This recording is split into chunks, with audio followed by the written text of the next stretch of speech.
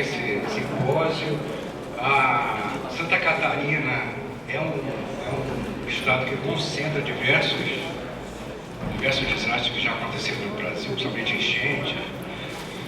E eu acho que é uma hora para a gente debater isso. Um tema técnico, muito interessante, mas também emocional, que traz emoções, assim, principalmente para quem já viveu ou quem participou de ações de mitigação de desastre. E eu só queria fazer uma observação que nessa mesa também vale falar palavrão, vale rir, chorar, tudo isso, e avisar para os mais jovens que esses são fenômenos hormonais, assim, de nós mais velhos. Mas isso não quer dizer assim, falta de educação, não quer dizer que vocês estejam excluídos, vocês jovens estejam excluídos do debate, ao contrário, vocês também têm dia de chorar, gritar, rir, etc, etc.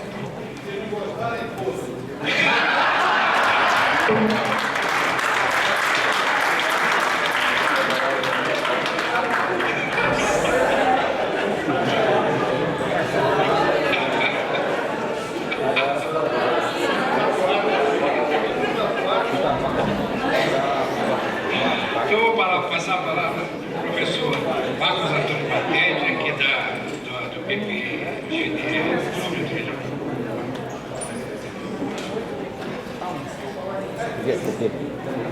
Atividades populares.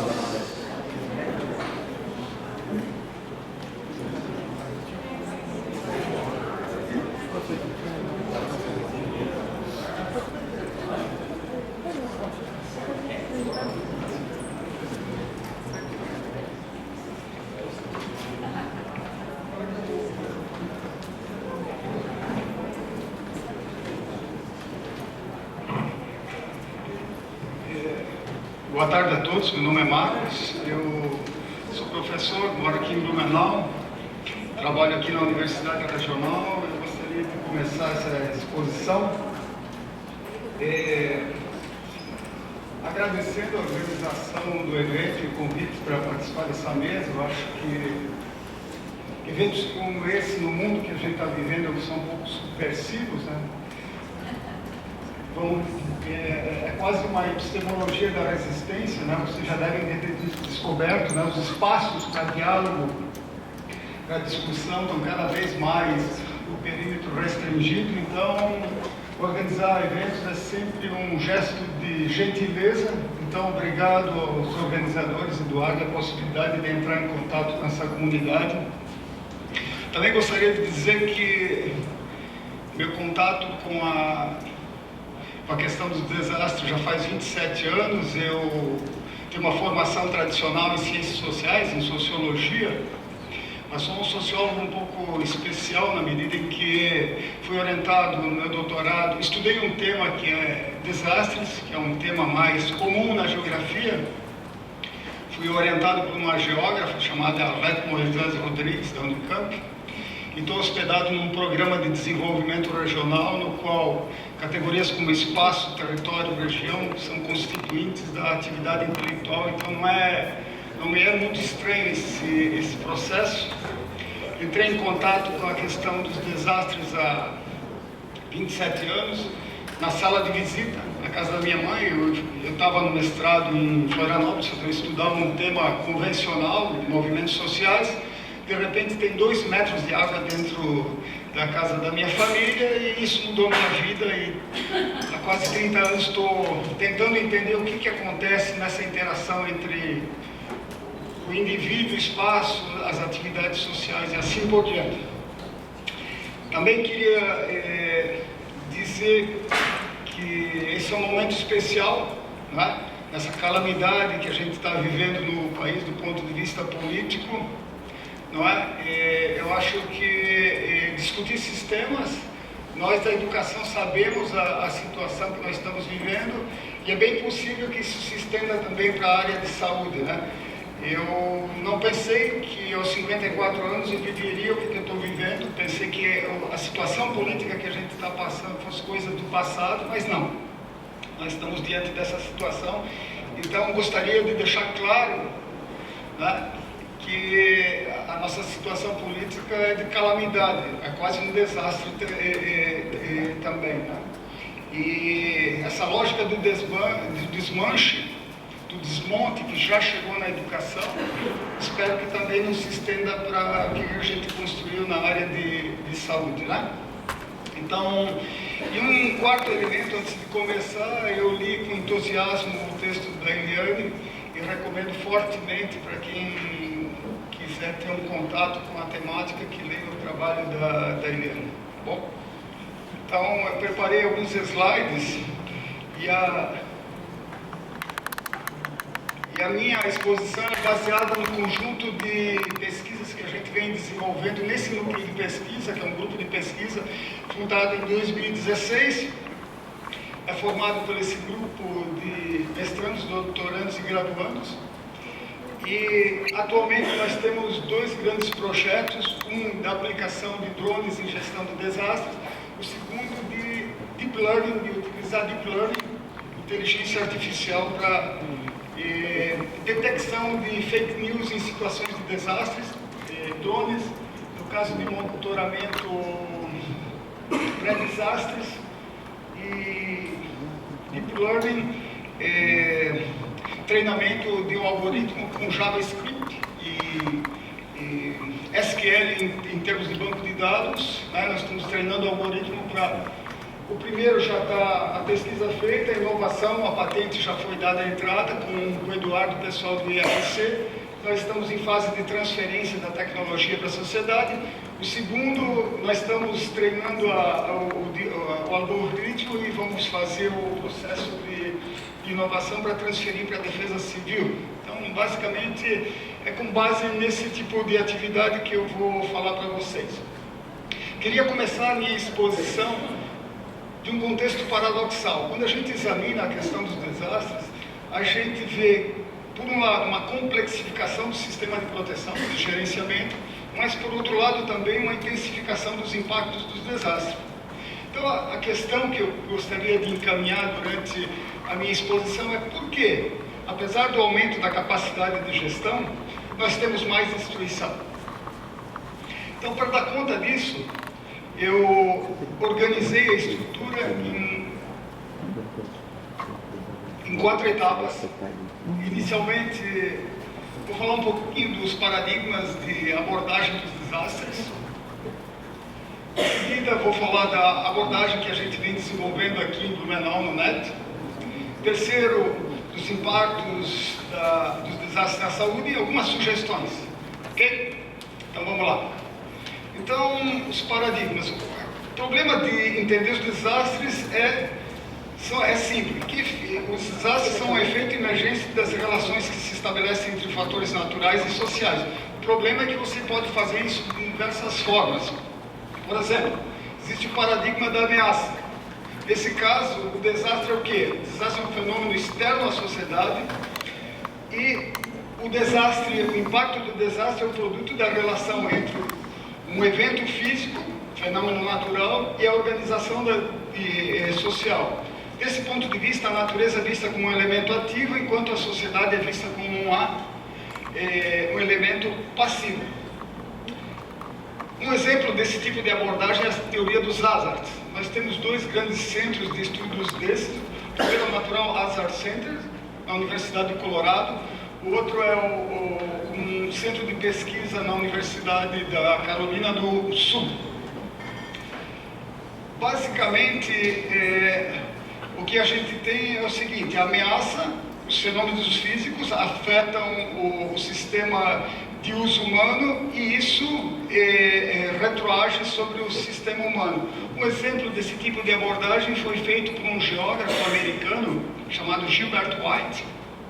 Ele ficou muito famoso porque durante o New Deal e o Tennessee Valley Authority, ele criticou os limites dessas ações de expansão da coisa. Ele fundou um núcleo chamado o Disaster Center, e tem toda uma teoria nesse sentido.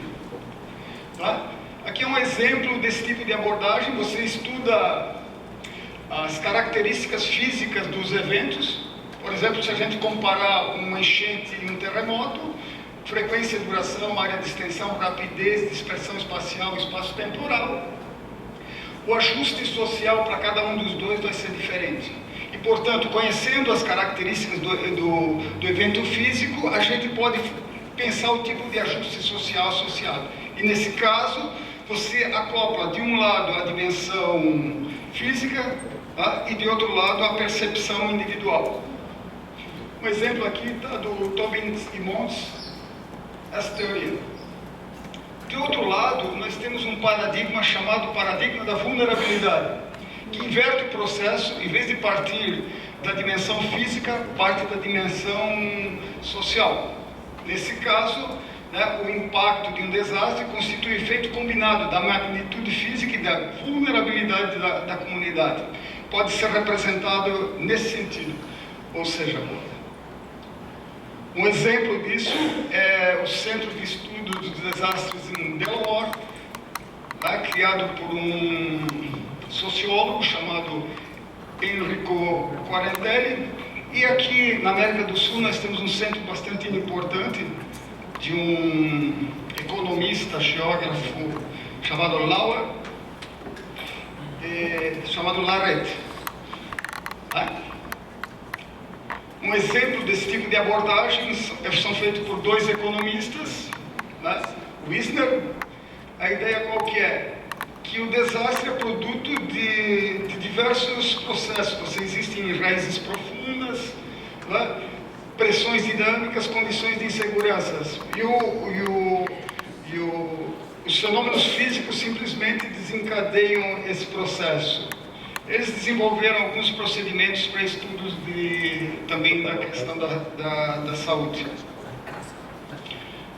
Outro exemplo, né? Tu tem um tempo, o impacto, e o tempo 2, né? Ou seja, o contexto socioevolucionário, as demandas, os componentes de limite, as condições socioculturais, o contexto socioevolucionário, e assim por diante. Eu acho que, em síntese, em termos de paradigmas, nós temos de um lado o paradigma da ameaça, né, que é a avaliação dos dados sobre a frequência, magnitude e distribuição dos eventos para entender os graus de ajuste. De outro lado, o paradigma da vulnerabilidade. A gente pode integrar eles metodologicamente. Se a gente considerar a plataforma analítica e a plataforma política, né?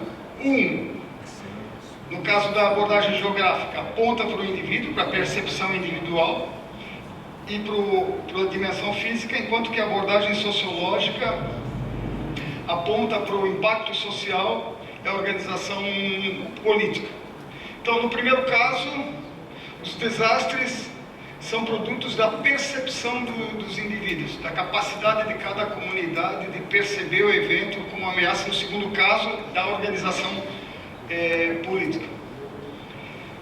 Então, a partir disso, nós começamos a tentar desenvolver uma abordagem de síntese entre esses dois paradigmas, que tenta integrar a característica específica dessa nossa abordagem é a integração da informação e, portanto, do conhecimento e também da tecnologia que nós produzimos como vetores de desastre. Ou seja, nós, cientistas que estudamos desastres e gestores dos desastres, nós também somos vetores de agravamento do problema, quando nós difundimos uma falsa imagem do problema. Nas duas abordagens anteriores, nós, cientistas, não éramos considerados como vetor de agravamento, era só a sociedade ou só a natureza. Agora nós também somos vetores de agravamento. Quando a gente propõe uma tecnologia, propõe uma abordagem que não caracteriza adequadamente o fenômeno, nós acabamos o quê? Aumentando a vulnerabilidade da população. Então, qual é que é essa ideia? O impacto do desastre depende não somente da relação entre a ameaça do evento natural e da natureza e a vulnerabilidade da organização social, mas também da mudança tecnológica sobre a dinâmica do evento, com os efeitos reflexivos da informação sobre a atividade social que altera a vulnerabilidade. Ou seja, as concepções de desastres também são um vetor de desastre. Nós temos que nos incluir no processo. Não é? Quando a gente examina Blumenau, Blumenau foi fundada em 1852. Ao longo de 170 anos, quase, nós tivemos 68 desastres. O Blumenau é o maior laboratório nacional de gestão dos desastres. Nós experimentamos tudo, tanto em medidas estruturais, não estruturais. Como é que é possível que ainda nós tenhamos desastres aqui em Blumenau? Porque nós, gestores dos desastres, somos também um vetor dos desastres, e vou tentar depois explicar por quê. Então, qual é que é a ideia? Essa nossa ideia é baseada no Centro de Sociologia da Inovação, tá? na Escola de Minas, a partir das intuições geradas por, não sei muito bem como classificar, Bruno Latour e Michel Calon. Bruno Latour é um filósofo, Michel Calon é um engenheiro, e a partir dessas intuições é um pouco isso, a teoria da tradução, do ator-rede e assim por diante. Né? Então, a partir de um texto do Michel Calon, que se chama Agir no Mundo Incerto, ele propõe um novo modelo, né? Um ciclo de traduções que nos permite, nós cientistas também, entrarmos e sermos considerados como vetores de intensificação do problema dos desastres. Então, o que a gente vive é um processo de um processo de retroalimentação positiva. Impactos produzidos por desastres geram demandas da comunidade que são respondidas por medidas segmentadas, que geram uma falsa imagem de segurança, que geram mais desastres. Né? É mais ou menos assim. Né? Uma ação governamental, ela é feita de uma dimensão interna e uma dimensão externa. A dimensão interna é um conjunto de regras institucionais, leis, que condicionam a ação do governo. A dimensão externa, ela é associada à capacidade de pressão da sociedade. E o desastre é formado pela dimensão natural e social. A maior parte das ações governamentais agem sobre as variáveis físicas em detrimento das variáveis sociais, porque elas são menos conflituosas do ponto de vista político e porque elas alimentam uma indústria da segurança. Ou seja, a gestão concentra a proteção em áreas valorizadas e dispersa a vulnerabilidade em áreas menos valorizadas. Em termos marxistas, é uma relação dialética com o espaço, se vocês quiserem. Então, o que nós temos? Nós temos um processo na gestão dos desastres que é de inconsistência temporal. O que significa isso? Nós temos fatores cognitivos e políticos que incidem sobre as políticas públicas. O que acontece na gestão dos desastres a partir disso? Duas situações. Ou compromisso imperfeito, ou seja, nós projetamos medidas que surgem a partir de uma percepção equivocada do fenômeno, ou contrato incompleto. A percepção foi correta, mas não se consegue implementar corretamente o conjunto de medidas. Isso opera na gestão dos desastres, produzindo o quê? Um efeito impaciência e um efeito frustração que tende ao quê? A agravar o problema dos desastres. Então, a partir disso, a gente pode avançar alguns argumentos, né? Como a gente entende aqui em Blumenau os desastres? Desastres são mecanismos políticos de alocação de recursos. Eles tornam os ricos mais ricos e os pobres mais pobres. É assim que a gente tem que ver os desastres. Para a gente entender esse processo, a primeira coisa, a gente precisa desnaturalizar os desastres. A naturalização esconde a vulnerabilização. Segunda coisa, recalcular a destruição. As perdas mais importantes não são contadas. E terceiro, descentralizar a gestão. As respostas intensificam os impactos. Depois, se vocês quiserem, eu discuto isso com vocês. Agora, eu vou dar um exemplo mais ou menos disso aqui. Nisso aqui, que é um bairro de Blumenau, existem poucas coisas naturais. A naturalização serve para esconder isso? As perdas, a mesma coisa. Só se contam nos desastres os bens tangíveis, o que é passível de ser equivalente com estruturas de mercado. O custo de uma ponte, tu pode monetarizar e repor e, portanto, calcular. O valor simbólico de uma comunidade, fotografias, um bem de uma TV de uma pessoa pobre, o significado dela você não consegue calcular. Então, por causa disso que a gente diz que as perdas mais importantes não são consideradas. E também na gestão, nós avançamos muito na gestão dos desastres, mas foi tudo centralizado.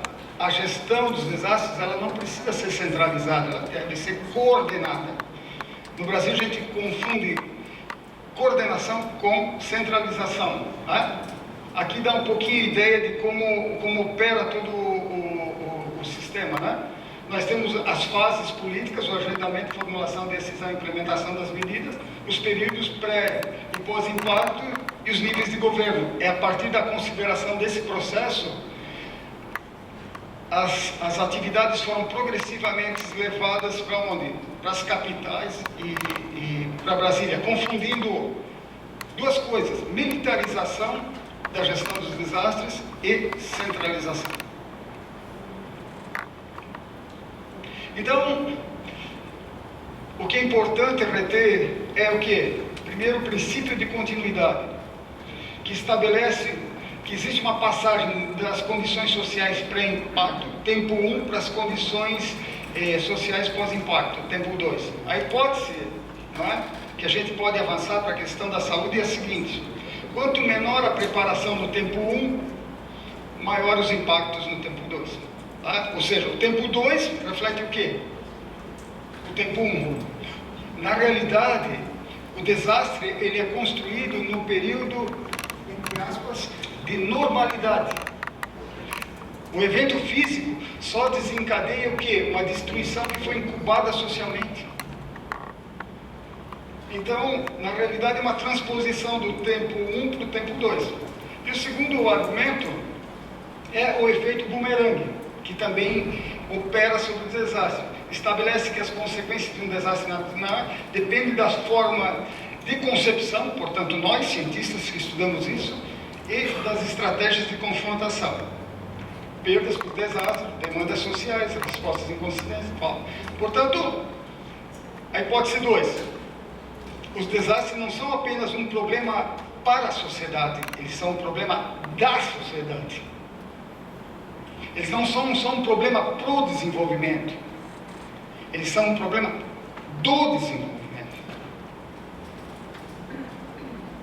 Isso aqui é Blumenau, vocês já viram. Isso aqui é Beira-Rio, é um cartão postal. Isso aqui aconteceu em 2008, a Eliane esteve aqui. Aqui nessa Beira-Rio, na margem esquerda, tem 11 casas. 11. Foi gasto 20 milhões, 850 mil para cada casa dessas, para proteger. Aqui é uma comunidade daquelas que vocês viram. Criaram um movimento dos atingidos por desastres. Olha como eles estão. Demoraram 5 anos e ainda não está legalizadas as coisas. É nesse sentido que eu digo que desastres são mecanismos políticos de alocação de recursos. Qual é que era a solução para Blumenau? Deixar aqueles prédios tudo cair, aquelas 11 casas, deixar o rio se estabilizar, criar uma outra beira-rio. Mas foi possível politicamente? Por quê? Porque a proteção, ela é centralizada e a vulnerabilidade ela é o quê? Externalizada. Então, como é que funciona a gestão dos desastres? Ele é uma articulação entre problema e solução. A forma como você vê o problema já traz embutida a solução. A solução já vem embutida no problema. Então, o plano analítico e o plano político estão articulados. A ciência, investigar, abordar uma estratégia. Isso desemboca aqui. Numa definição, desastres naturalizados compreendem a dissolução da rede sociotécnica, que articula a dimensão simbólica, que articula simbólica e materialmente o mundo social e o mundo natural. Os desastres naturalidades obedecem ao princípio de continuidade. As condições de vulnerabilidade no período pré-impacto tempo 1 se convertem em destruição no período pós-impacto 2. Postulado 3. Isto indica que quanto mais vulnerável uma população, região ou grupo social no tempo 1, maior a destruição no tempo 2. Postulado 4. Os desastres naturalizados refletem a incapacidade da sociedade de compreender adequadamente disputa cognitiva e agir consistentemente, disputa política no tempo 1 sobre as causas dos problemas. E por último, a destruição causada pelos desastres naturais reflete uma ordem social dominante e a gestão acaba reforçando essa ordem social. Portanto, uma síntese dessa primeira parte, se a gente poderia reter, 3 coisas importantes. Os desastres afetam a população de forma assimétrica, quanto mais vulnerável, pobre, mais suscetível epidemiologicamente. Os limites sociais do tempo 1 se estendem para o tempo 2. Os que são mal atendidos no período pré-desastre se tornam mais suscetíveis no período pós-desastre. E, por último, os gestores e cientistas são um vetor de agravamento dos impactos. As concepções de desastre afetam as condições de saúde da população. Então, os impactos sociais na saúde. Nós temos um centro de pesquisa sobre epidemiologia dos desastres, sentado na Bélgica, que compila todas essas informações. Em termos epidemiológicos, um desastre constitui um evento não rotineiro que causa impacto negativo da saúde de uma população vulnerável. Aqui tem uma tipologia de desastre criada pelo CRET da Bélgica. Se vocês quiserem, não vou entrar muito em detalhes sobre isso. E gostaria de me centrar aqui, Os desastres provocam 3 impactos principais na saúde. Primeiro, impede que os profissionais da saúde atuem, ou seja, a interrupção da prestação de serviços. Segundo, os desastres destroem a infraestrutura, perda de equipamentos. E terceiro, os desastres sobrecarregam o sistema, aumento da demanda. Isso no período impacto. Então, a interrupção dos serviços. Como funciona isso? Aqui a principal questão é o comprometimento das condições de diagnóstico, tratamento e reabilitação em situações de desastre. Mais precisamente, o controle epidemiológico das situações de desastre. Nós temos efeitos diretos e indiretos no sistema de saúde e na população. Doenças urgentes e atendimento primário sobrecarregam o sistema, e depois nós temos efeitos indiretos, que é atendimento secundário com doenças que emergem, que não existiam antes e, portanto, sobrecarregam o sistema. Mais ou menos por aí, dentro desse ciclo. 3. A infraestrutura. Os desastres, eles alteram a disposição epidemiológica. Os agentes patogênicos, eles potencializam os agentes existentes e também introduzem novos agentes. E, por outro lado, na população animal, eles alteram a predisposição existente e também interrompem os serviços. Aqui, com base num sociólogo ou coisa, a gente pode ver como é que se dá a David Alexander, na Califórnia, como se dá mais ou menos a dimensão do impacto e quais são os efeitos que podem ter sobre tu tem a zona de impacto, o impacto marginal, as zonas de filtração, assistência local, assim por diante. Quanto mais longe, quanto mais distante, e assim sucessivamente com relação ao lado direito, aos efeitos diretos, efeitos transferidos e resposta indireta. E a sobrecarga, por último, os impactos dos desastres têm uma disposição epidemiológica e um padrão de gestão. Quais são as doenças mais frequentes em desastres? Isso depende dos tipos de desastre, dos eventos físicos, cheias, movimentos de massas, enxurradas e terremotos provocam doenças diferentes, e também os tipos de doenças, infecciosas, transtornos mentais, aparelho circulatório, pele, assim por diante. E quais são as estratégias de resposta, a preparação e a interrupção dos serviços. Isso está associado ao quê? À dimensão econômica, né? Com base também, a gente pode ver o ciclo dos desastres em países desenvolvidos, como ele é mais curto, em países como o nosso, e dentro dos nossos países, essa situação e dentro de uma própria cidade, esse processo se reproduz também, né? Por exemplo, no centro, que é a área desenvolvida de Blumenau, a recuperação foi rápida. Na área periférica, ela é lenta. Isso se dá em escala local, escala regional, escala nacional. Tá? E, portanto, também afeta o processo de doença. Então, 3 constatações a partir disso. Quanto menos preparada uma comunidade, maior a interrupção dos serviços de saúde. Constatação 2, quanto menos preparada uma comunidade, maiores impactos na infraestrutura. Constatação 3, quanto menos preparada uma comunidade, maior a sobrecarga do sistema. O que a gente vê depois é reflexo do que existe antes. Não existe um mundo perfeito antes e depois uma tragédia depois. Então, existe uma forma linear de pensar a preparação e a resposta à área de saúde em desastres, que é, primeiro tu tem uma fase de pré-impacto, depois pós-impacto, medidas de mitigação e medidas de preparação, estruturais e não estruturais, medidas de reação e medidas de recuperação, assim por diante. E existe um certo modelo que nós estamos tentando criar, que é um modelo circular, que não separa as fases dos desastres. Então, 2 questões para depois a gente discutir e vocês brigarem, ou brigarem entre vocês e não tanto comigo, que é, primeiro, a dimensão epidemiológica. Desastres afetam o perfil epidemiológico das regiões impactadas. Segundo, doenças específicas dos desastres. Os desastres fazem emergir novos padrões de doenças. Eu tenho direito ao meu PowerPoint. Se ele fez, eu também posso.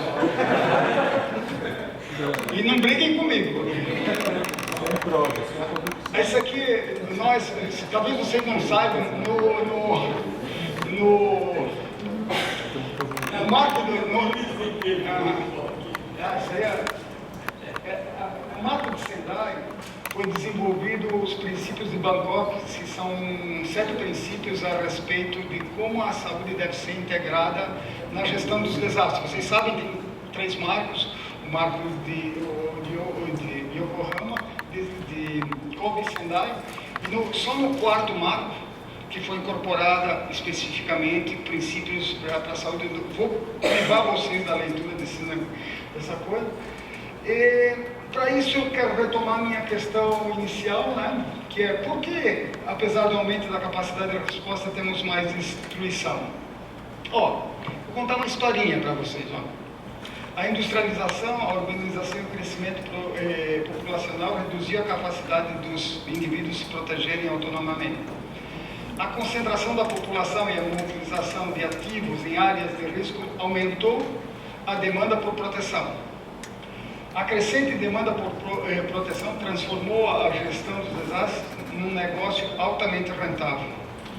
A indústria da segurança tornou a gestão cada vez mais necessária, porém sempre menos suficiente. E para isso, eu gostaria de deixar alguns subsídios para vocês. Primeiro, romper com a unidimensionalidade. Os desastres são uma ameaça social e não natural. Segundo, romper com a controlabilidade. Aprender a conviver com os riscos. Blumenau precisa. Índios não morriam afogados aqui. Quem morre afogado somos nós, que somos os colonizadores. Não tem nenhum sítio arqueológico em área de inundação. Ou seja, nós temos que parar com a ideia que a gente pode controlar. A gente precisa. A água faz parte do processo. Terceiro, é romper com o mimetismo, ou seja, reconhecer que não existem soluções padronizadas para os desastres. Cada comunidade, cada situação é um caso. A gente tem que pôr a nossa imaginação para funcionar. Quarto, romper com a centralização. A gente precisa ter diferenciação organizacional e coordenação descentralizada. E quinto, romper com a assimetria cognitiva. A gente sabe muito sobre os fenômenos físicos, mas sabe pouco sobre os fenômenos sociais. Se vocês olharem, vocês sabem, vocês são geógrafos, é investido mais dinheiro para entender a dimensão física da geografia do que a dimensão social. Então, eu acho que em desastre a gente precisa fazer isso. Bom, eu vou encerrando por aqui, eu agradeço a atenção de vocês.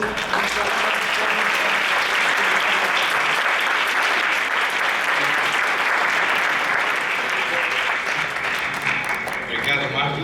Tanto cumpriu o tempo quanto trouxe questões muito importantes para a gente pensar aqui.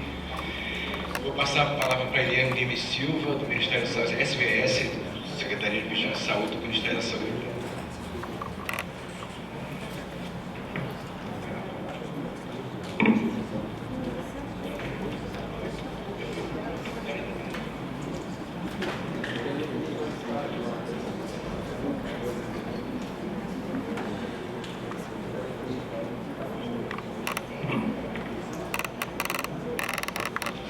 Boa tarde a todos.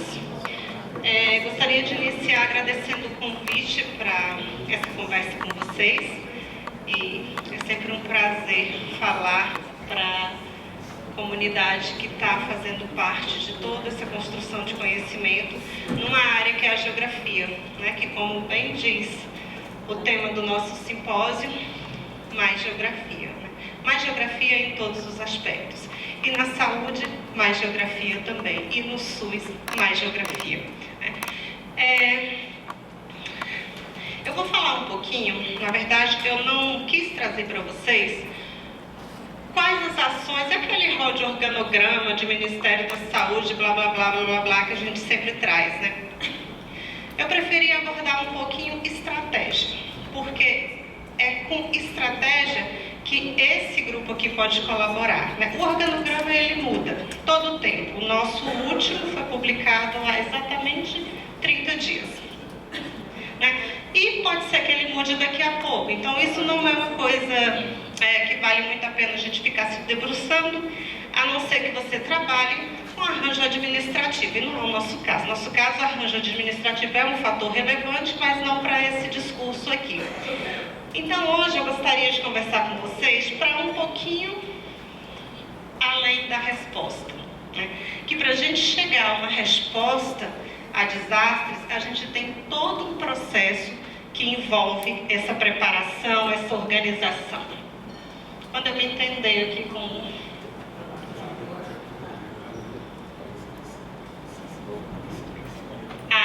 Obrigada. Bom, vamos refletir então. Quais os potenciais impactos dos desastres naturais na saúde? E eu reafirmo, desastres não são naturais. Né?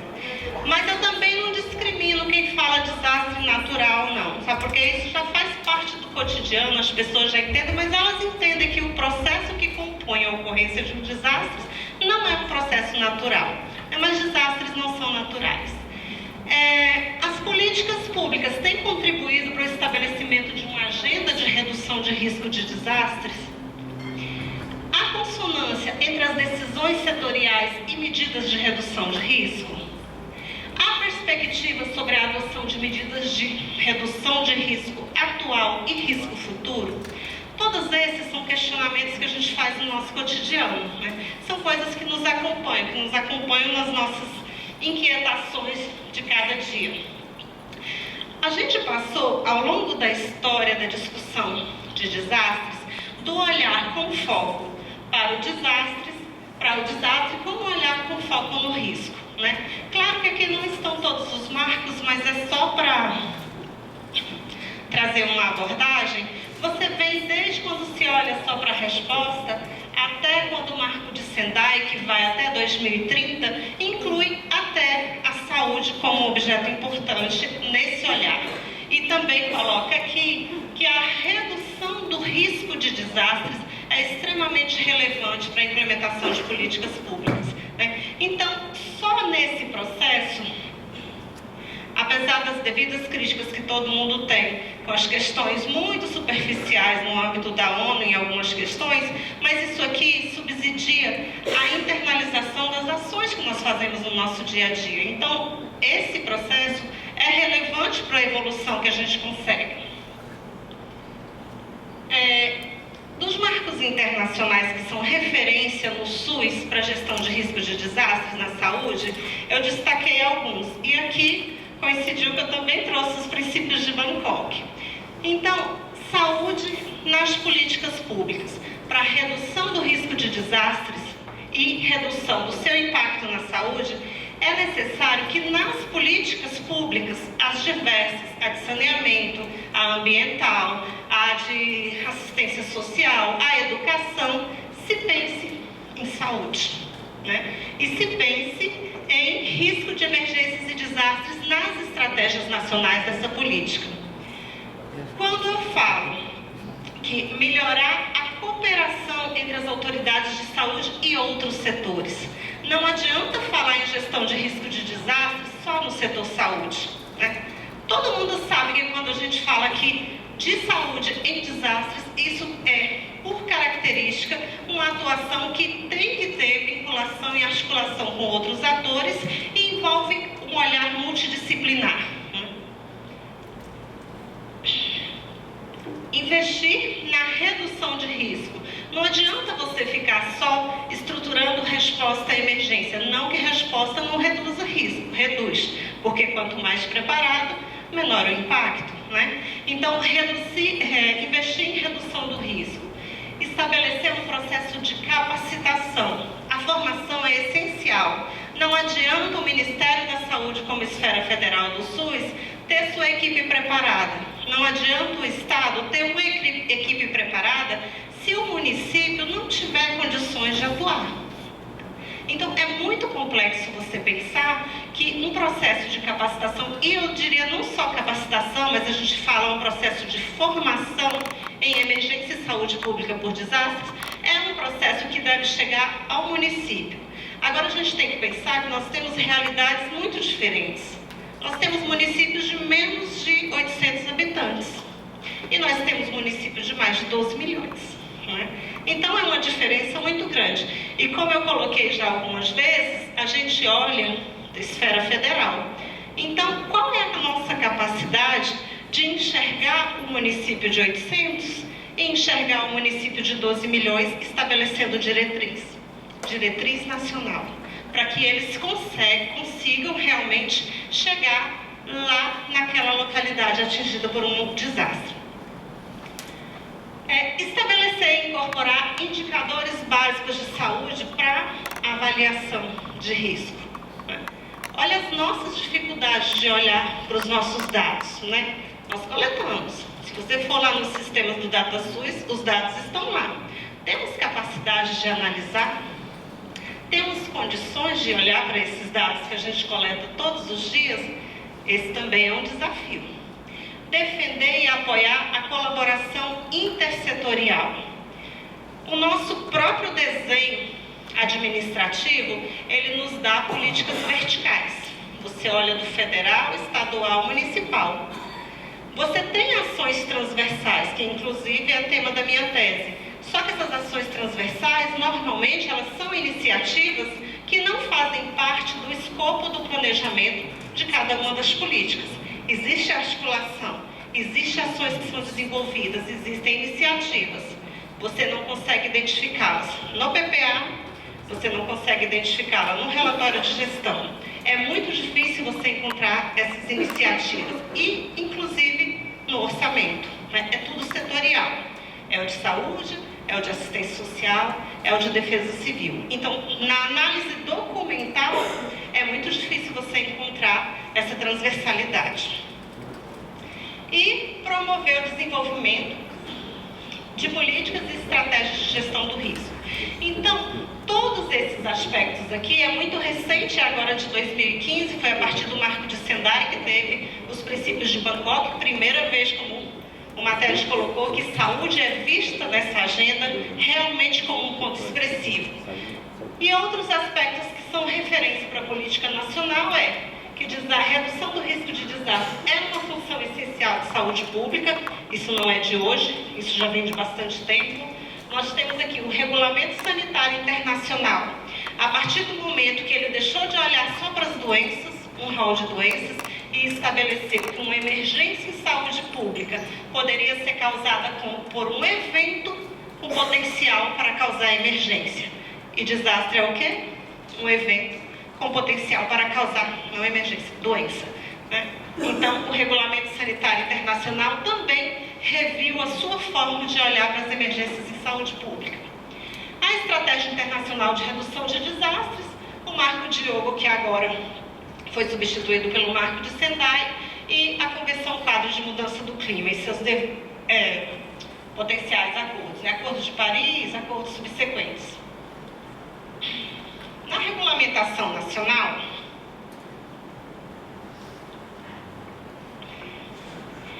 a única coisa que estabelece, do ponto de vista de regulamentação no âmbito da saúde, que desastre é um objeto de atuação da saúde pública como potencial emergência, é o Decreto 7616. Ele foi estabelecido em novembro de 2011, quase um ano após o desastre da região serrana. Eu sempre digo que um grande desastre sempre faz com que se mova os mecanismos de estabelecimento de novas estratégias, né? Então, esse decreto, ele estabeleceu pela primeira vez que desastre pode ser uma emergência em saúde pública. Então, pensando nisso, o Programa Vigidesastres do Ministério da Saúde, ele trabalha voltado para desastres naturais e tecnológicos, com todas essas tipologias. O Brasil passou a adotar em 2011 a mesma classificação do CRED, porque antes era uma novela, você tinha 250 mil tipologias de desastre que você não conseguia agrupar. A partir de 2011 a gente começou a classificar dessa forma. E além disso, essa mesma área trabalha com os tecnológicos, radiológicos, nucleares, produtos químicos e agora, né, mais nova, novíssima, não tão nova, rompimento de barragens. Qual é a premissa de atuação do Programa Vigidesastres? Ele estabelece que a ação deve se basear na gestão do risco, olhando o processo para além da resposta. Ele tem que desenvolver ações de forma contínua e permanente, e que o desastre é visto como um ciclo e não como etapas. Impacto à saúde das pessoas e os serviços começam no nível local. A primeira resposta é no nível local. A preparação prévia é necessária porque ela maximiza a capacidade de atuação, ela reduz o impacto, ela reduz os riscos presentes e também os riscos futuros. E que o conhecimento das capacidades instaladas deve ser um processo contínuo e permanente de avaliação. Você tem que saber qual é a sua capacidade para lidar com um determinado evento. Se a gente olha para o Brasil, nós temos uma realidade bem diversa. Como a Marina colocou, tudo deve ser pornográfico nessa vida, né? Então, se eu fosse colocar no gráfico a distribuição temporal dessa realidade, vocês veriam que de janeiro a dezembro de todos os anos, eu tenho eventos em todas as regiões do país. Pelo menos 50% dos nossos municípios são de forma cíclica com decretos de situação de emergência e calamidade pública por algum tipo de evento. Inundação, seca e outros. Faço um parêntese aqui sobre a questão do decreto. É uma coisa que a gente pode entrar em detalhes em outro momento, mas o decreto de situação de emergência e de calamidade pública, ele é, teoricamente, um problema do ponto de vista da análise epidemiológica, porque ele não está olhando para o evento, ele não está olhando para o impacto, ele está olhando para o processo administrativo para remanejamento de recursos financeiros. Então, esse é um problema para a saúde. Então, vocês vão ver, aqui estão os hidrológicos, aqui os climatológicos, o Brasil inteiro. E nós temos muitas realidades diferentes. Nós temos eventos súbitos, nós temos eventos graduais. Então, isso vai trazer uma realidade diferente para uma Secretaria de Saúde, abordagens diferentes para a Secretaria de Saúde. E muitas vezes, eventos como a seca no semiárido, né, ele não é reconhecido como um problema para a saúde pública. Eu nem diria como um desastre, mas como um problema para a saúde pública, porque é invisibilizado. Você acaba com isso? Não acaba. Então você tem que conviver com essa estratégia. Como se convive com essa estratégia? A mesma coisa acontece com as inundações na região norte. Eu acabei de voltar para o do Amazonas. Tem municípios 100% inundado e vai passar por isso todos os anos. Como é que se faz com isso? Tira o município do lugar? É uma outra questão, né? Como a Secretaria de Saúde vai atuar nessa situação? Isso é um desafio. Os impactos, né? Dependendo do tipo de evento, você vai ter um impacto na saúde. Às vezes mais do que um deles. E aí as pessoas estão muito acostumadas a olhar sobre as doenças transmissíveis. Mas não é só isso. A gente tem os traumas, a gente tem os óbitos, a gente tem as pessoas que têm alguma doença crônica e que ficam totalmente descompensadas numa situação de estresse, né? Então nós temos muitos outros aspectos aqui, além daquele efeito direto de um evento com potencial para causar desastre. Além disso, nós temos os aspectos de saúde mental, que são cada vez mais visibilizados. Eles sempre existiram. Hoje eles têm entrado com mais força na agenda de saúde e desastres. E quando eu falo dos aspectos de atenção psicossocial, eu estou falando daquela pessoa que foi atingida, direta ou indiretamente, do profissional que atuou naquela situação e da comunidade como um todo, porque cada um reage de uma forma. Você tem um fator pessoal numa situação como essa, né? E você perder sua memória, perder sua família, perder seu meio de vida, cada pessoa tem uma forma de lidar com isso, né? E isso também é um problema de saúde pública. Sem contar as situações adicionais. Você perder a infraestrutura em si e ela ser reconstruída no mesmo lugar, porque normalmente é isso que acontece. Você ter situações de abrigos. Hoje já não tão comum, que hoje se opta mais pelo aluguel social, o que é uma coisa que evoluiu. Aqui em Santa Catarina, em 2008, e em Alagoas, Pernambuco, em 2010, nós tivemos pessoas em abrigo por quase 2 anos. 1 ano e 8 meses foi o máximo de abrigagem.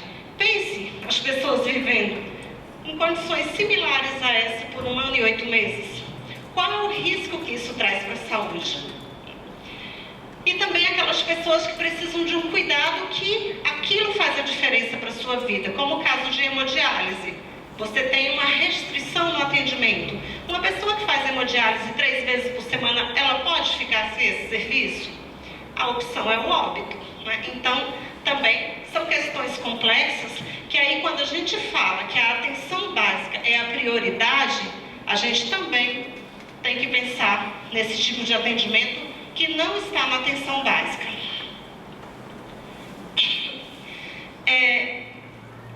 Quando a gente olha para eventos ou processos de origem natural ou tecnológica, somado a isso, você coloca os aspectos sociais e ambientais. Somado a isso, você coloca as insuficientes capacidades institucionalizadas ou instaladas nas instituições para fazer frente a esses eventos, você tem um problema sério de desastres e com impacto na saúde pública, né? Então, esses aspectos, claro que não só esses, mas esses é o que a gente olha, né, de forma mais corriqueira, ele vai fazer com que a minha capacidade ou incapacidade de atuar traga mais dano, traga mais impacto para a saúde pública. Hoje não está muito mais em voga, a gente teve um tempo que todo mundo falava da matriz da OMS, que era a matriz de Kovalon, passou para a matriz da OMS, mas eu gosto muito dela porque ela faz a gente pensar a questão como um todo. Ela faz você olhar para todos os aspectos que existem naquela área que foi atingida por desastres para ver quais os fatores que você pode atuar para reduzir o risco. Às vezes você não consegue diminuir o evento, mas você consegue reduzir a vulnerabilidade, se preparando, se organizando, implementando políticas públicas e ações mais efetivas. Então, esse ciclo de forças motrizes que vão gerar pressões, que chegam a uma situação, que gera uma exposição, que vai culminar em um efeito, e isso estabelece ações que você pode interferir em cada uma delas, isso traz para a gente um olhar como um todo para a gestão de risco de desastres. Eu fiz só um recorte disso aqui, vai ser publicado agora no boletim especial dos 16 anos da SBS, que é a saúde em desastres no SUS. Claro que ela não começa em 2003, porque na época da SUCAM já existia, esqueci o nome a palavra, mas como se fossem grupos de trabalho para atuar em situações de desastres. Mas aqui em 2003 foi a primeira vez que entrou em uma regulamentação legal dentro do SUS. Em 2005 nós tivemos grandes inundações no Brasil. A partir daí criou-se o programa Vixe Desastres. Aqui em 2008 a gente teve o desastre do Vale do Itajaí, porque depois das grandes enchentes de 2004, ele foi o maior que nós tivemos. Então as pessoas já estavam até esquecendo da importância disso. Mas como veio aqui regulamento sanitário, marco de ação, então a gente teve um gás e estratégia internacional de redução de desastres, nós ganhamos um gás aqui que acabou sendo fortalecida pelo desastre do Vale do Itajaí. Em 2011, depois do desastre da região serrana, nós tivemos o estabelecimento de diversas iniciativas no Ministério da Saúde para que conseguisse chegar até os municípios. Em 2014, se estabeleceu uma estratégia para atuação em emergência de saúde pública e agora, em 2019, que não está aqui ainda, foi criada uma coordenação geral de gestão de emergência e saúde pública, onde se agrupou os olhares para epidemias junto com os de desastres numa mesma área. Então, quando a gente fala do processo de organização, tem que se ter a ideia de que ele é contínuo e é permanente, que você tem que desenvolver ações de planejamento, você tem que conhecer a realidade local. E quando fala conhecer, é conhecer o histórico de evento, conhecer a situação epidemiológica, conhecer a infraestrutura de saúde, a rede de saúde que existe na região, para que você possa estabelecer o seu planejamento, desenvolver a atuação no momento de uma emergência e depois olhar para todo esse processo e ver o que deu certo e o que deu errado. Sabe quando se olha para o processo? Nunca. Nunca se faz lição aprendida, porque naquele momento de fazer a lição aprendida, você já está atendendo uma outra emergência e isso acaba se colocando de lado. É um grande desafio a gente aprender com a nossa própria atuação. Da mesma forma, a gente tem que pensar que coordenar, planejar, educar, atribuir recursos, informar e comunicar, avaliar e controlar é parte do processo de gestão de emergência e saúde pública. Isso é um grande desafio, porque você pensar em processos contínuos e permanentes, quando toda hora você tem uma emergência, é complicado. E não adianta você pensar em processos contínuos e permanentes se você não chegar até o local, o nível local. Esse é um dos maiores desafios que se estabelece hoje. A escala de análise é extremamente importante, por isso que eu sempre coloco, às vezes a gente tem diversos indicadores, diversos índices que a gente consegue ver de forma superficial o global e consegue ver de forma bem detalhada o local. Como que a gente vai olhar esse detalhamento? Não tem como se fazer isso olhando de uma esfera federal. Então a gente tem que dotar as secretarias de saúde dessa capacidade. Outro desafio.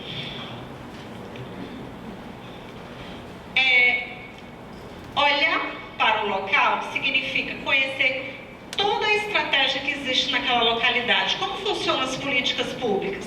Tem saúde da família, tem assistência social, tem um sistema de educação que funciona, tem saneamento, não tem saneamento? Qual é a realidade daquela localidade? O que se faz ali?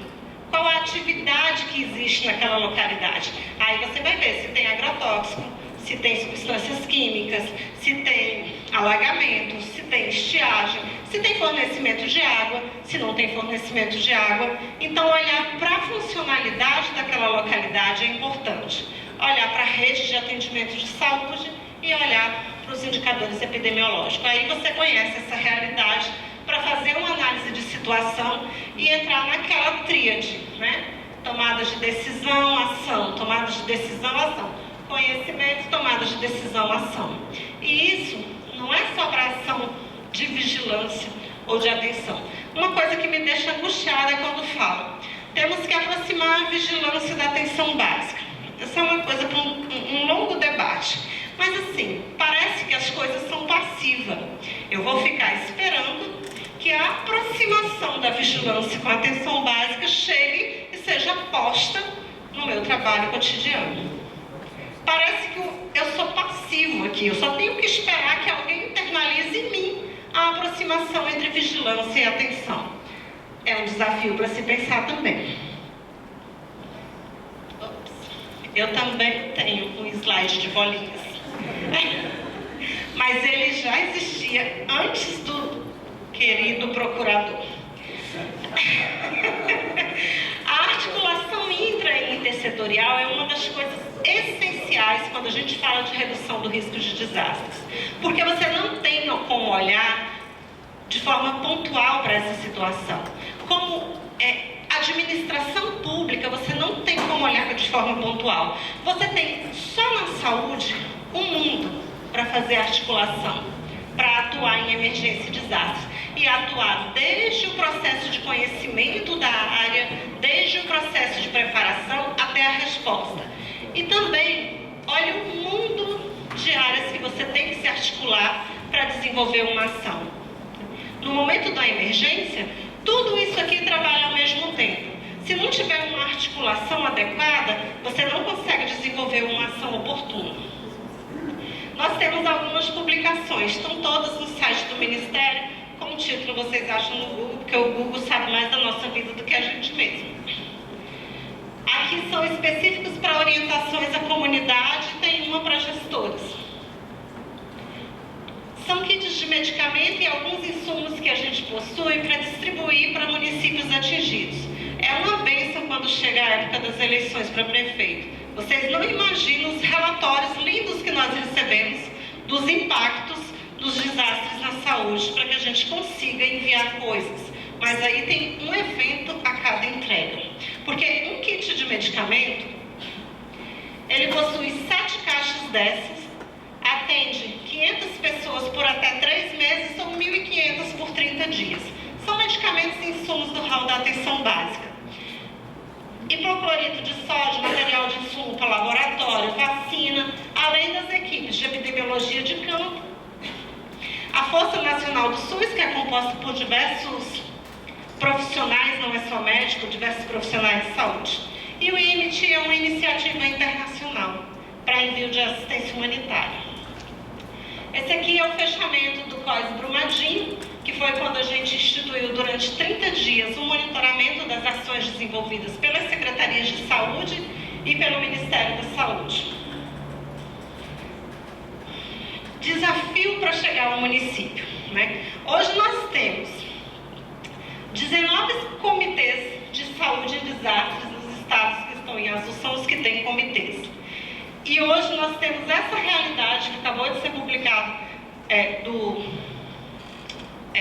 da pesquisa de municípios de 2017, em que os municípios não têm sequer o plano que é obrigatório, né, que é necessário para que você atue em uma situação de desastre. Então, para a saúde, nós temos um desafio muito grande ainda pela frente para que a gente consiga realmente chegar numa gestão adequada. E a articulação entre as políticas públicas, para desde a identificação do problema até a avaliação das ações, ainda tem muito que se fazer, porque cada um trabalha verticalmente no seu setor. Os avanços que nós conseguimos com o estabelecimento da saúde ambiental no Brasil, ele não conseguiu ir desastre dentro da Política Nacional de Saúde, é objeto da saúde ambiental. Nós vamos fazer 20 anos agora, em 2019. 20 anos da saúde ambiental no Brasil. E ainda conseguimos dar pouco mais de meio metro de passo para que a gente conseguisse chegar a algo mais ou menos efetivo. E o nosso meio metro de passo tem retroagido bastante, né, nessa nova realidade que nós temos, onde saúde ambiental não é uma prioridade. quando você libera mais de 120 tipos de agrotóxicos em menos de 5 meses de governo, você pode crer que saúde ambiental não é uma prioridade. Quando você fala que mudança do clima não existe, que isso não é um problema, saúde ambiental não é uma prioridade. Então nós temos aí muitos desafios pela frente. Eu gostaria de finalizar deixando um convite. Anualmente nós promovemos um evento que é um Seminário Nacional sobre Saúde e Desastres. Ele é voltado para profissionais de saúde, para profissionais de todas as áreas de trabalho, para a academia, para que a gente discuta os aspectos de saúde e situações de desastres. Então, esse ano ele vai acontecer, como sempre, começa na segunda quarta-feira de outubro, que é o Dia Internacional de Redução de Desastres, que fica na segunda semana de outubro, que é a Semana Nacional de Redução de Desastres. A gente vai divulgar oportunamente, mas desde já eu gostaria que vocês colocassem na agenda e tentassem participar. É muito interessante e eu creio que o debate vai ser bem rico com a participação de todos vocês. Obrigada.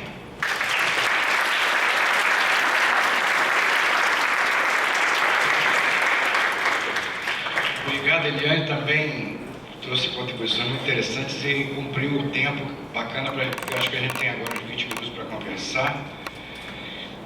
Queria lembrar que a Eliane, além de técnica profissional do Ministério da Saúde, faz doutorado na UNB, e está em tudo quanto é desastre, que estava em Brumadinho, estava na Serra, na região serrana, está sempre correndo atrás. Quer dizer, ela tem a vida dela não é só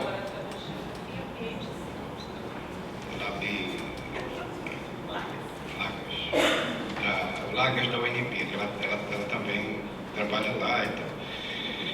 Bom, vamos dar início às perguntas e Francisco.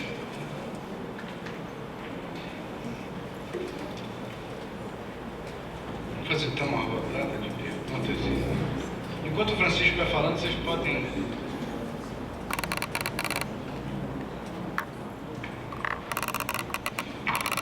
Obrigado pela oportunidade, parabéns pelas duas exposições, eu gostei muito e logo me interessei pela questão, porque é um tema que me interessa muito de perto, tenho trabalhado com isso.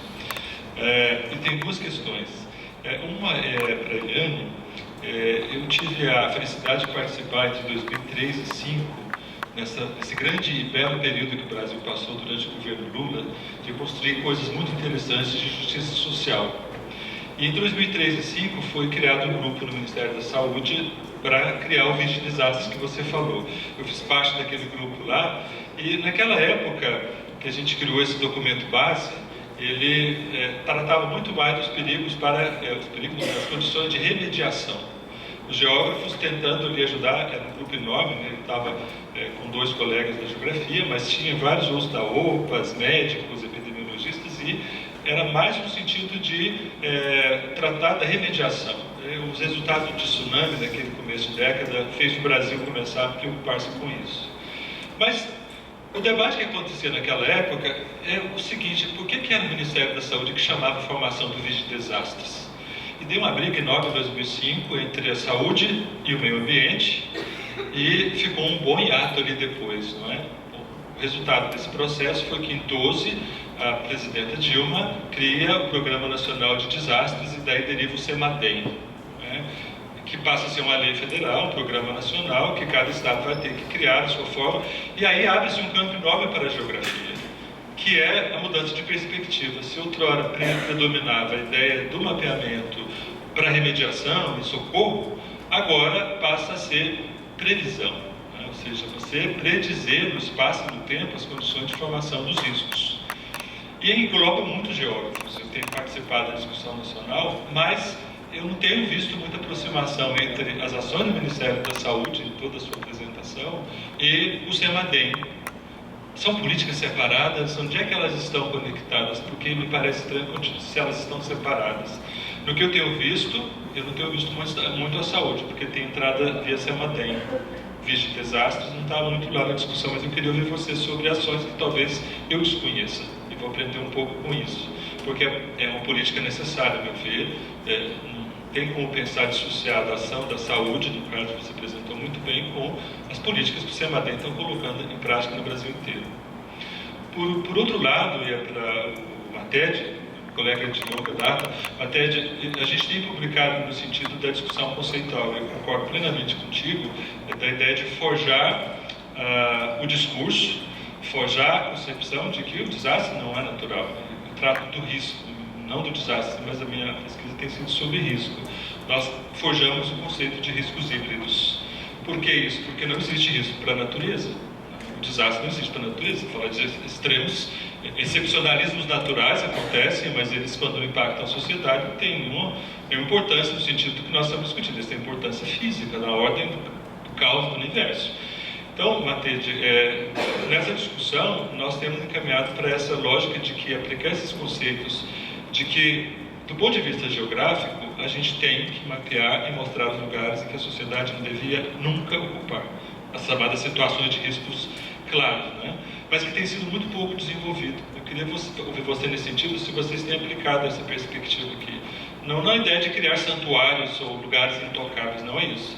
Mas a vida social demanda de uma dimensão da natureza para a sua existência. Então, nem tudo pode ser transformado em uso.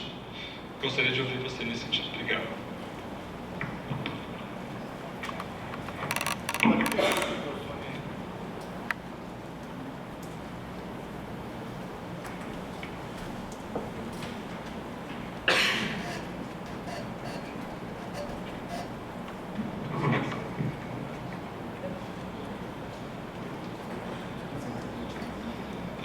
Boa noite, tudo bem? Meu nome é Antônio, sou da UFG.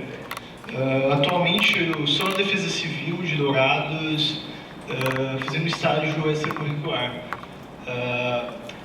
Eu venho trazer pelo menos algumas provocações, talvez, para a gente discutir. Eu achei interessante, principalmente a fala dos desastres no âmbito da saúde, que, pelo menos para a Defesa Civil, e isso em Nova Grosso é algo que não se entra muito, porque a atuação da saúde se confunde muito com a atuação da Defesa Civil, porque muitas explicações que a Defesa Civil pode fazer, a saúde às vezes pode fazer, e os caminhos que levam, principalmente a questão dos recursos, acabam se confundindo. Em Dourados foi decretado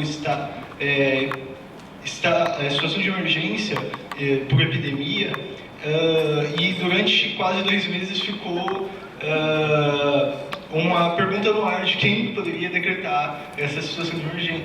Se era pela saúde, se era pela Defesa Civil.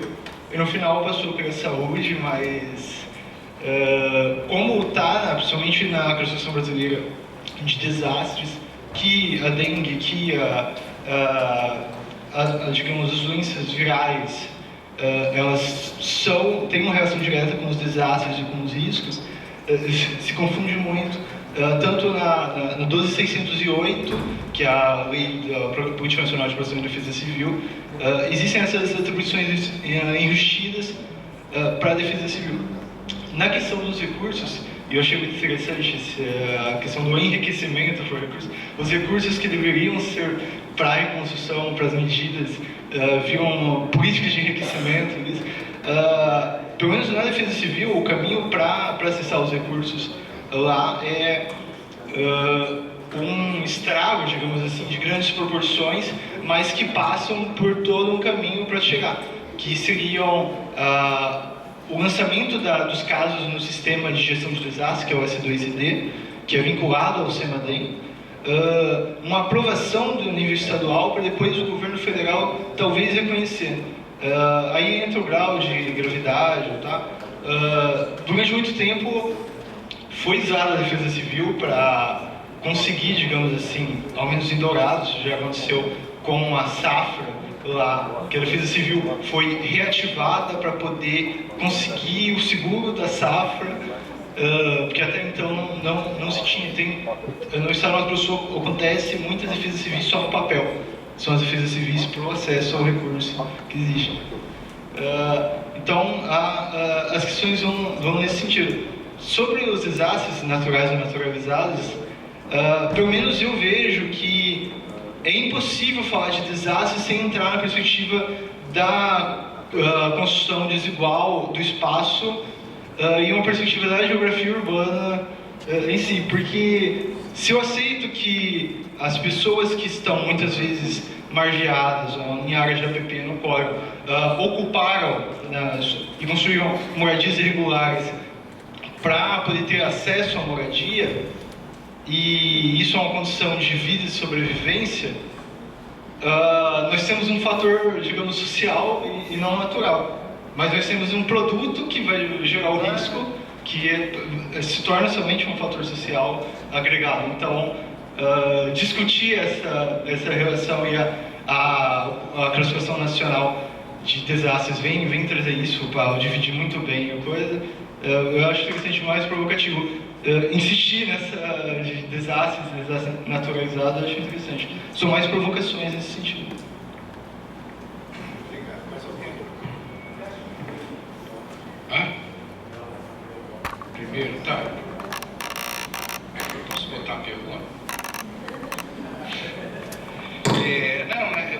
Assim, uma coisa que a gente fica brincando lá no laboratório, às vezes, com um Big Data, assim, para tentar entender a relação entre um surto, possível surto de doença, um desastre e um evento climático. E essa relação não é nada linear, ela é muito complicada, cheia de ruídos, cheia de mediações. Eu queria saber de vocês dois o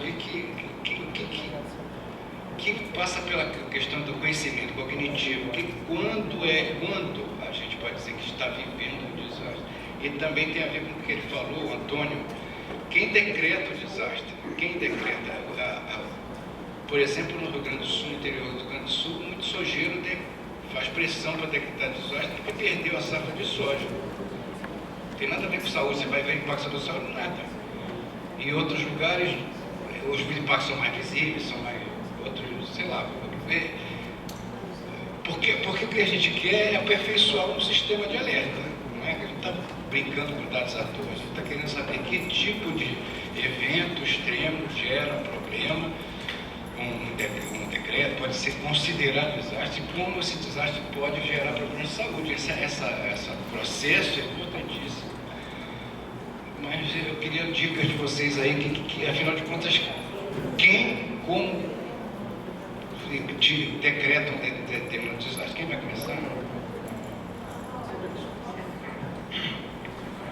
Bom, eu vou começar pelo final. Essa questão ela é tão candente para mim que eu comecei uma graduação em ciência da computação. Eu voltei para a sala de aula, estou fazendo uma graduação em ciência da computação presencial, estou lá de aluno de graduação sentado todas as manhãs, ouvindo esse tipo de coisa, porque eu acho que a minha atividade de sociólogo, cientista social, não é mais possível de ser realizada se eu não entender muito bem o que está acontecendo aí dentro, como essas pessoas estão manipulando esses dados. Não é? Então, eu estou lá no sentido de entender o efeito do Big Data, o efeito da inteligência artificial e também da própria mídia social no processo de gestão dos desastres. Eu fico imaginando o que vai acontecer no próximo desastre em Blumenau. A gente sabe que ele vai acontecer, a gente não sabe quando nem como. Nós tínhamos expertise para enchente, nós tínhamos expertise para deslizamento e para enxurrada. Em 2008 nós tivemos o efeito combinado dos três. Então ele sempre vai acontecer, ele sempre vai. Mas não porque nós não conhecêssemos o mundo natural, né, Chico? Mas porque a gente não conhece, porque o mundo social ele é muito mais dinâmico.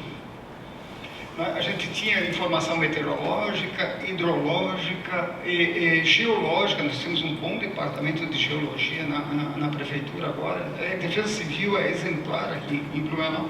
Mas o próximo desastre, ele vai nos surpreender não porque a gente não conhece as dimensões físicas, a gente não conhece a dimensão social. Então, aí eu vou num caminho assim, a minha forma de atacar o problema, os alunos com quem eu trabalho, e eu como aluno também, de vocês, sempre aprendendo, A ideia, eu diferencio conhecimento para a sociedade, de conhecimento com a sociedade, de conhecimento na sociedade. O foco que eu enfatizo quando eu trabalho, Chico, e agora retomando a primeira questão, para não me estender muito, é trabalhar o conhecimento com a sociedade, não o conhecimento para a sociedade. Algumas questões são irreversíveis. Por exemplo, o centro de Blumenau foi uma cidade planejada no século XIX. Se vocês olharem Blumenau, é um grande loteamento. Foi um grande loteamento que deu errado. Eu chamo loteamento. Tem uma pintura de um pintor psicodélico da década de 70, se chama Loteamento Blumenau. Ele chama isso. É espetacular isso. Blumenau veio para cá, implantou esse loteamento, vendeu os lotes e foi embora. Se vocês acharem um sobrenome aqui na lista telefônica Blumenau, vocês ganham uma estadia no melhor hotel aqui. Mas nós trouxemos os ossos deles de volta e agora cada enchente pega água no mausoléu. É a nossa vingança. Mas, enfim, isso é assim, então Chico, sim, é verdade, mas algumas questões são irreversíveis. O que fazer com o centro de Blumenau quando Blumenau deixa de ser uma cidade industrial para ser uma cidade de serviço e na economia de serviço os centros são valorizados? Nós temos 4 planejamentos urbanos, Chico, 79, 89, 2009, agora vai sair outro, que nós estamos tentando mandar a cidade para o norte, para a região das Itopava, que mais cresce é o Garcia, a região sul, que é o lugar que mais tem algumas decisões que são irreversíveis. Eu acho que eu concordo plenamente com essa ideia. A noção de naturalizar os desastres foi uma decisão política feita na década de 60 no contexto americano para diferenciar os ataques no centro em Delaware pelo Quarantelli para focar a defesa civil e diferenciar. Isso nos fez muito mal. E o nosso primeiro trabalho é desnaturalizar a natureza. Ela não é nem boa nem ruim. Aquecimento global não é ruim para a natureza, é ruim para nós. A natureza é bem possível que melhore se aumentar 4 graus. E assim por diante. É um problema para nós, concordo plenamente. E nós temos um trabalho muito, muito duro e muito, muito longo para se fazer nesse sentido. Primeiro, dentro do meio acadêmico, segundo, nas agendas políticas, nos sistemas de classificação, porque o processo de naturalização ele é conveniente do ponto de vista político, porque ele neutraliza as causas. Quando tu diz que ele é natural, pronto, não foi culpa do ser humano, e também as respostas políticas, elas têm esse efeito, então, é um trabalho ao mesmo tempo de ordem cognitiva, né? Mas também um trabalho de ordem política na gestão, né? Mas concordo plenamente. Bom, eu vou seguir a ordem das perguntas, então vou começar com o Francisco. Como eu não trouxe o processo de trabalho, então não ficou evidente a questão da inserção das ações do CEMADEM nessa agenda. Nós utilizamos os alertas do CEMADEM e o mapeamento de área de risco como base para o monitoramento de emergência de saúde pública por desastres.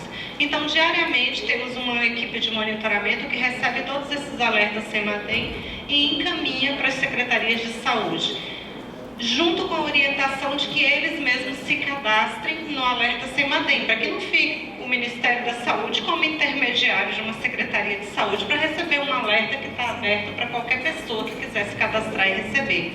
Mas, de rotina, nós usamos os alertas CEMADEM para isso e estamos aguardando ansiosamente essa predição aí até 2100 para que ela saia, para que a gente possa fazer os estudos do ponto de vista epidemiológico, né, Cristão? Olhando para as potenciais mudanças no comportamento de doenças doenças e agravos para que a gente possa trabalhar de forma mais oportuna e de forma mais antecipada, né? Então, o processo dos alertas CEMADEM é parte da rotina de trabalho. Além disso, os estudos que o CEMADEM estabelece sobre mapeamento de área de risco, predição de inundação e de deslizamento é parte também da estratégia de orientação ao monitoramento das secretarias de saúde.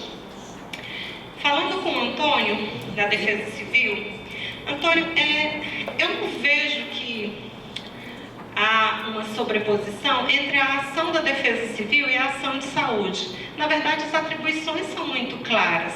Claro que em alguns lugares essa sobreposição é muito próxima, né? Assim, essas ações são muito próximas. Inclusive, o Rio de Janeiro tinha até uma Secretaria de Saúde e Defesa Civil. Não deu certo, desmancharam rapidinho, né? Mas se colocou. Mas a ação de saúde é a ação de saúde. A ação de defesa civil é a ação de defesa civil. A ação de saúde está estabelecida na 8080, a de defesa civil na 12608. 08, eu acho, né? Então, não, é 08, 12608. Então, tá muito claro que é a ação de um, que é a ação de outro. Mas, como se diz, defesa civil somos todos nós. E defesa civil sempre coloca isso. O que é relevante, eu acho que o meu slide das bolinhas traz isso de forma mais oportuna. Não há como a Defesa Civil fazer uma gestão de desastre se ela não estiver articulada com todos os outros atores, só que cada um desenvolvendo a ação que é de sua competência, de sua atribuição. Toda instituição tem uma missão, tem uma razão de ser. Saúde vai desenvolver as ações de saúde. E aí, a gente passa para a questão do decreto. Quando eu coloquei a situação do decreto como utilizado como a questão do manejo do recurso financeiro, não foi no intuito de colocar que o decreto de situação de emergência era usado para enriquecimento, mesmo porque a maioria dos municípios tem um recurso tão pequeno que não daria para enriquecer, né? Então, fica complicado. Mas é que, na verdade, quando se decreta situação de emergência, estado de calamidade pública, o gestor local, ele tem condições de fazer o remanejamento da utilização dos recursos. Eu tinha uma ação X prevista para tal coisa. Eu posso pegar aquele recurso e falar, essa ação não vai ser para isso porque tem um desastre e esse recurso aqui é necessário. Então, quando eu olho para os números, fica fácil quando a gente compara os números de desastres no Brasil e os números internacionais, do ENDAT, por exemplo. Os nossos critérios de registro é o decreto. A mesma chuva me gera, se for no Amazonas, em torno de 30 a 40 decretos. Então, eu tenho 40 desastres, né? Então, é só para fazer uma associação. É um evento que me gera inúmeros 40 decretos. Só que eu não consigo, visualizando, agrupar que aquilo é o mesmo evento. Eu tenho 40 desastres. Então, esse remanejamento, e é claro que o S2ID veio para evoluir esse processo, porque o S2ID foi instituído agora em 2012 e a gente está em 2019, agora que ele realmente está com funcionamento em andamento. E hoje você tem esse mecanismo que vai facilitar muito mais que o rigor na hora de estabelecer a análise do processo de decreto de situação de emergência para o reconhecimento federal, que é quando o recurso pode ser liberado, ele está muito mais complexo, muito mais administrativamente rigoroso. E isso tem ajudado, claro. Mas ainda não resolve o aspecto da saúde, que é um decreto, um evento, um decreto, um evento, né? Isso ainda é um desafio. E aí, quando a gente fala dos danos, né, dos impactos, existem os grupos que têm mais força para se chegar a forçar um decreto de situação de emergência. Isso fica muito claro quando a gente analisa os dados do S2ID. Isso está aberto para qualquer pessoa acessar o S2ID e baixar os dados dos decretos. Você tem 3 variáveis lá que estão sempre preenchidas: danos na agricultura, danos na indústria e danos na agropecuária. Esses 3 estão sempre preenchidos. Os danos à infraestrutura de saúde, à educação, os danos de desabrigado, desalojado, normalmente ou vem subestimado ou vem superestimado. Então é muito difícil você fazer uma análise epidemiológica usando esses dados, né? Então, eu acho que melhorou muito. Aqui não é uma crítica ao S2ID ou à atuação. Eu só estou fazendo observações de processos que a gente ainda pode aperfeiçoar, porque nós da saúde, nós usamos o S2ID como base para as nossas análises na hora de a gente definir municípios prioritários, o período do ano que a gente tem que atuar de forma mais enfática em determinadas áreas. Então a gente usa esse dado, por isso que é tão relevante que esse dado seja cada vez mais qualificado. Ainda é um desafio esse processo. Quanto ao decreto, vocês podem ver na Codificação Brasileira de Desastres Naturais que desastres naturais de natureza epidemiológica está na classificação. E no Ministério da Saúde tem a declaração de emergência em saúde pública de importância nacional ou internacional. Então, uma coisa não tem nada a ver com a outra. Quem decreta situação de emergência ou calamidade pública por desastres epidemiológicos é a Defesa Civil. Isso é o que está na regulamentação, não tem o que discutir, é uma lei. E para que a Defesa Civil faça isso, ela tem que estar articulada com a saúde. A declaração de situação de emergência é estabelecida por um decreto menor do que a lei, do ponto de vista jurídico, né? Regulamentado por uma portaria muito menor ainda. Mas isso é para a declaração de emergência em saúde pública de importância nacional, não para um município, não para um estado. Pode ser um evento pontual que seja de importância nacional, mas não é esse caso. Nós declaramos isso para microcefalia, né? Zika, influenza, não, foram 3 ao todo.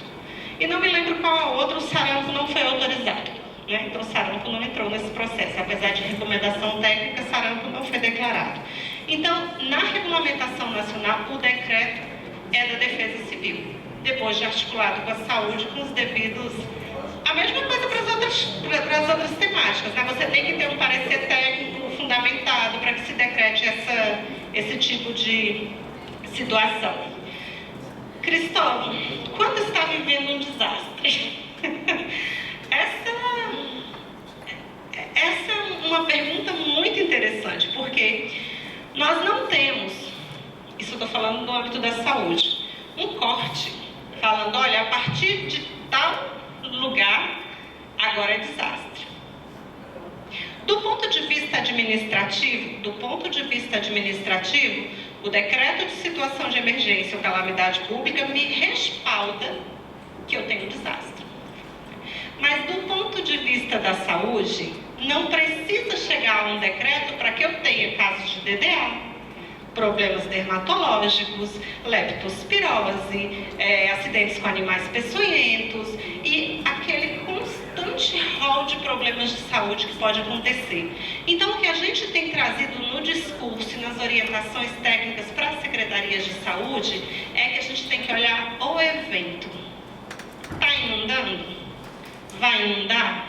Então, vamos começar a fortalecer as ações de vigilância. Vamos começar a fortalecer as ações de orientação e educação em saúde. Vamos começar a fortalecer as orientações para as equipes de atenção básica, para que elas consigam olhar para a sua área de atuação e ver quais os fatores que ali podem ser identificados. Porque não são todos os médicos que entram e saem das suas áreas de trabalho com os vidros fechados, que você não vê nada.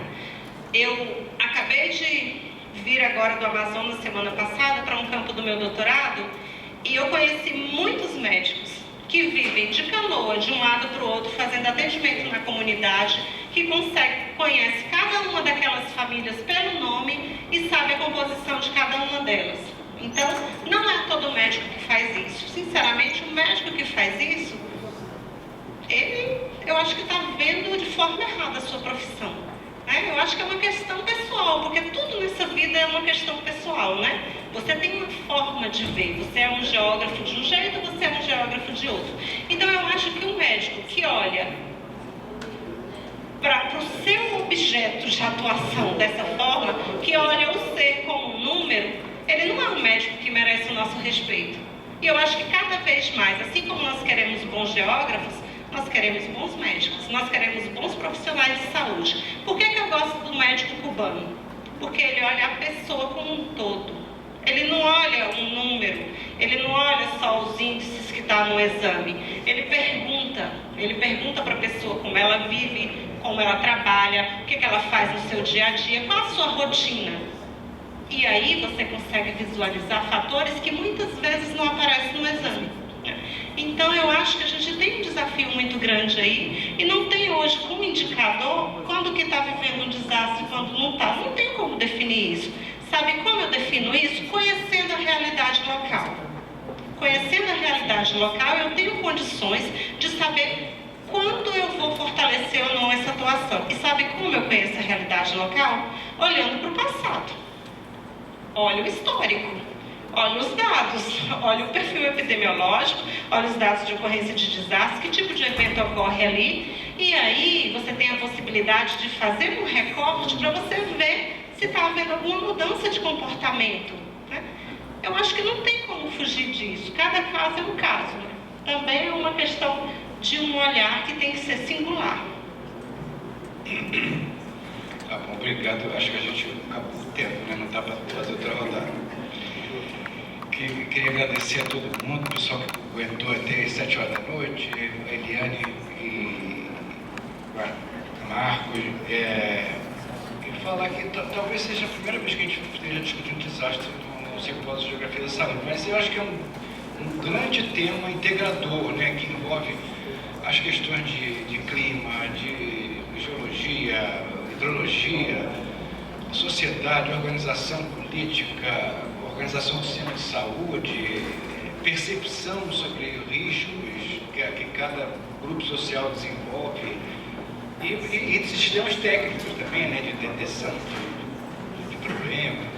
Eu acho que é um grande tema que a gente podia, de repente, manter nos próximos, ou permanecer discutindo esse tema nos próximos simpósios. Obrigado e convidar todo mundo para o seminário de desastres que vai ter em outubro também. Obrigado.